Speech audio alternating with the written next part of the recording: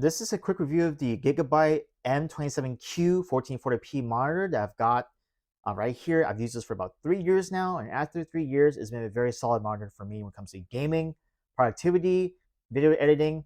Pretty much does everything you need to, and it's a good, I would say, a good budget slash mid-level monitor for those purposes. Now I have this connected as a dual monitor setup. I have an Asus monitor right here, but the video is not about that. This monitor has a lot of things going on for it. It has pretty much a high frame rate. It can go up to 170 frames or 170 hertz.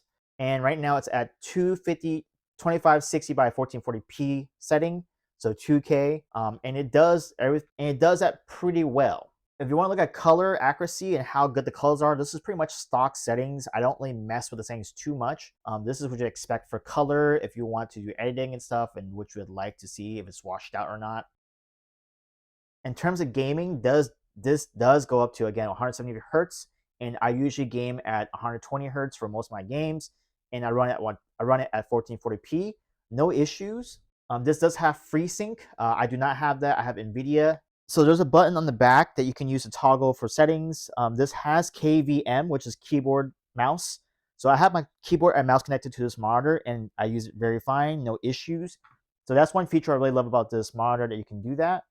So this uses FreeSync for AMD. Unfortunately, I have G-Sync with NVIDIA. That's my graphics card, so I don't have that. There's so many settings you can use to mess with all the features, but I really don't use all of them. All I care about is the 1440p, the refresh rate, and it does its job. Now, the one con I would have to say I have with this monitor is this line right here on this monitor. I've had this pretty much ever since year one. So when it comes to frame rate and refresh rate, the higher I change it up, the more likely more lines will show. I'm not sure if that's because of a plug, a port, and I can't like diagnose it completely in terms of, I haven't done the full diagnostics to get rid of this. So in video games, if I up the frame rate too high, more lines will show up. So this is something that's a concern. I'm not sure if that's something with the panel itself or the ports. So here I have Uncharted 4 on PC, and it looks gorgeous in terms of just the fidelity.